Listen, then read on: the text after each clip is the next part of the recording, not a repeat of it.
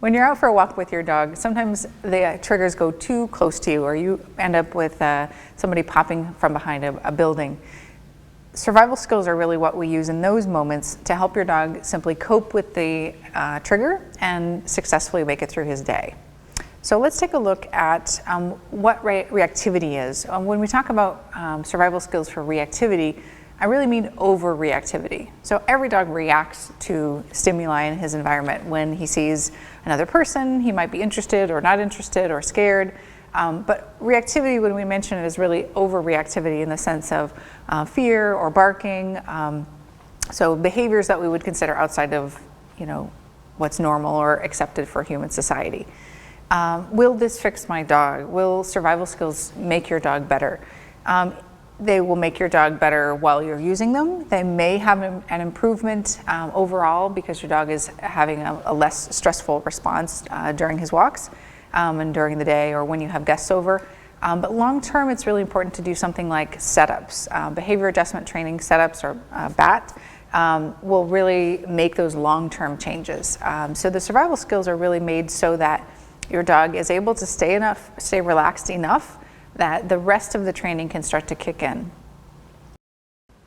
So now your dog has several new skills. We've got Find It, we have Emergency Recall, and we have Focused Walking. The human also needs skills, so let's go ahead and talk about what you would need for this. First of all, you need to be proactive. Being proactive means that you're learning to read body language. We talk all about that in the Talk With Me video. And also learn the BAT leash skills. That's in the Walk With Me video. This video focuses on those survival skills, but those other skills of being able to read your dog and being able to not add stress to your dog with the leash are very important foundations. We also need to be able to warn your dog. So if you see something before your dog does, you could certainly say there's a dog, there's a person, whatever the trigger is that your dog might have.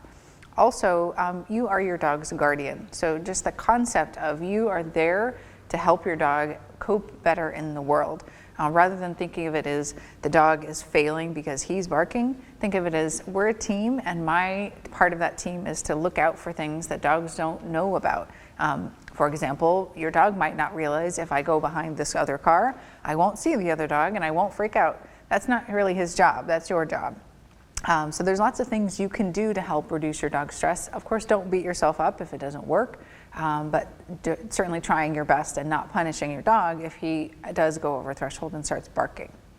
So reducing stress in daily life, that's another concept to sort of ponder, is that everything is cumulative, it's additive. So when you start to have a little stress in the morning, a little stress at noon, then you might have a more reactive dog at dinner time when you take your walk. And then walking in safe places. We often want to walk in really nice, beautiful places, but where other people want to walk their dogs because they're beautiful. That means that your dog then encounters off-leash dogs or has trouble. So you might need to walk in a place that's maybe not as attractive or harder to get to or whatever for a little while in order to be able to set your dog up for success.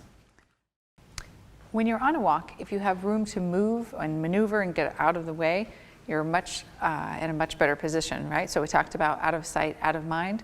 It's better to do the out of sight part where you're able to move away. So mark and move is your main strategy if you're able to use it. Also, you can cross the street. So go to a place where your dog is able to just see the trigger and move on. Call your dog is a possibility. Emergency U-turn, which you would just want to practice. So emergency U-turn, you basically want to call your dog. As you back up, you can see the trigger. Your dog turns away from the trigger and is expecting a treat. So just get in the habit of practicing that using your focused walking that we talked about before. So rehearse that lots of times. You can also use a cue for that, like, oh no, or this way, or call your dog is one of my favorite cues for the emergency U-turn. If you say call your dog, you can use that for your dog as a cue to mean turn around. So you say, call your dog, and your dog says, ooh, you have cookie. It also has the double meaning then that other people are likely to call their dogs. So that's handy.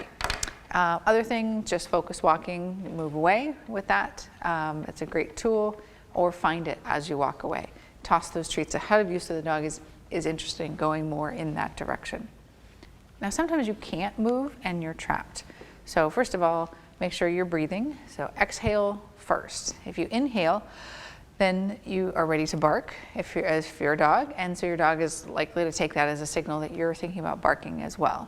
Who knows what's really going on in their head, but at the very least we know that if you inhale, the dog's probably more likely to bark. So calmly breathe out, move so that there's some sort of a barrier between your dog and the trigger. It could be a complete visual barrier where they can't see at all, or it could be just enough that it sort of takes away some of that vision. So some final thoughts.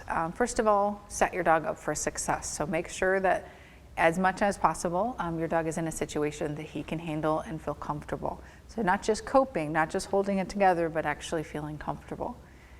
Second, teach attention getting skills. So the skills that we worked on with the focused walking, the recall, and the find it, those are invaluable when working with a dog who has reactivity issues.